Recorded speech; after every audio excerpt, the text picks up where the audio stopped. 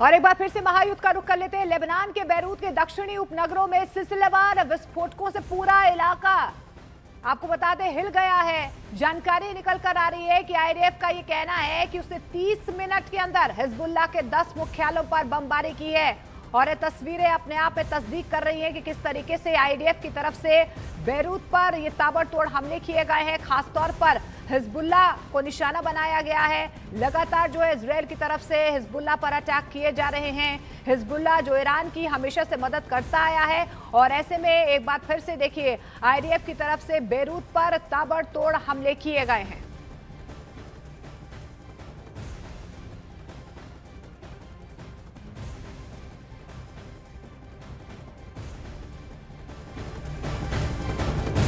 और इस बीच आपको बता दें इजरायल अमेरिका के खिलाफ ईरान ने ताकत और ज्यादा बढ़ा दी है। ईरान में 7 हिस्सों में सेना को बांट दिया गया है।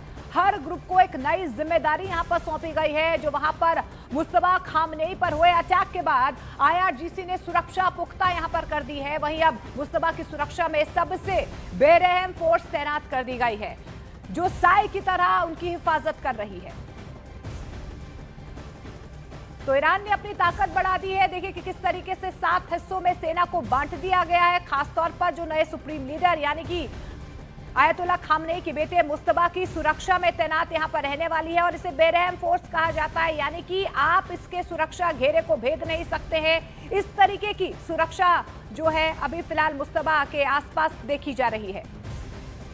और ईरानी ड्रोन हमले के बाद बहरीन के अंतर्राष्ट्रीय हवाई अड्डे के पास आग लगने का दावा किया जा रहा है। देखिए ये बड़ी खबर आपको बता दें, बहरीन इंटरनेशनल एयरपोर्ट पर आग का दावा किया जा रहा है। ईरानी ड्रोन हमले से आग लगने का ये दावा किया जा रहा है। तो ईरान की तरफ से एक बार फिर से बहरीन को टारगेट किया गया है। खासतौर पर जहां जहां पर अमेरिकी एयर बेसिस है वहां पर जो है अटैक किए जा रहे हैं। और इस बीच एक खबर निकल कर आ रही है कि बहरीन इंटरनेशनल एयरपोर्ट पर आग की खबर सामने आ रही है। दावा यही किया जा रहा है कि ईरान की तरफ से यहां पर ड्रोन हमले किए गए हैं और हमले के खतरे को लेकर यहां पर अलर्ट भी जारी किया गया है। मुहर्रक में ड्रोन अटैक का दावा जो है यहां पर किया जा रहा है। तस्वीरें भी आप देख पा रहे हैं कि किस तरीके से एयरपोर्ट के आसपास एक के बाद एक मिसाइलें जो है यहां पर इंटरसेप्ट भी की गई हैं। लेकिन ईरानी ड्रोन हमले से बहरीन में इस वक्त जो है अलर्ट जारी किया गया है।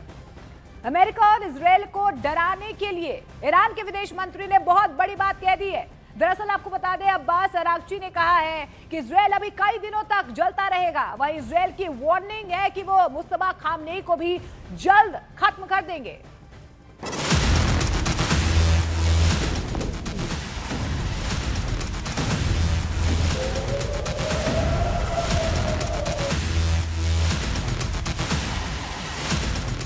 तेहरान का इनकलाब स्क्वायर यानी वो चौराहा जहां से ईरान की क्रांति को फिर से ताकत दी जा रही है। सलाम फरमांदे।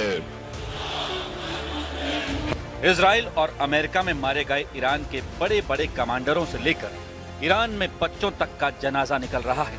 पूरा ईरान यहां उमड़ पड़ा है। उन कमांडरों को आखिरी सलाम। मौत के बाद उन कमांडरों से वादा कर रहा है पूरा ईरान, इजराइल और अमेरिका को नहीं बख्शेंगे, बदला लेकर रहेंगे।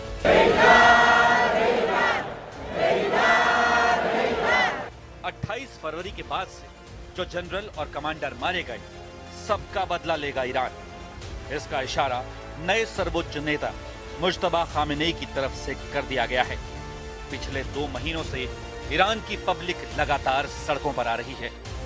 कभी लाखों लोग ईरान के शहरों में आयतुल्लाह अली खामेनेई के समर्थन में निकले तो कभी ये लोग खामेनेई की हत्या के खिलाफ सड़कों पर आए। अब पूरा ईरान अपने नए सुप्रीम लीडर मुज्तबा खामेनेई के समर्थन का ऐलान कर चुका है। ईरान में सड़कों पर रोज इनकलाब लाने की कोशिश हो रही है और इसके टारगेट पर अमेरिका और इजराइल हैं।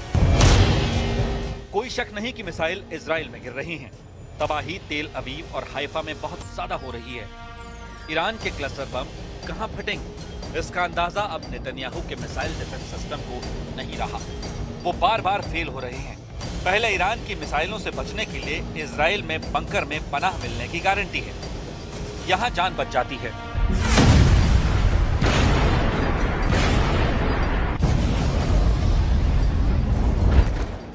लेकिन नई मिसाइलों के हमले में वो गारंटी भी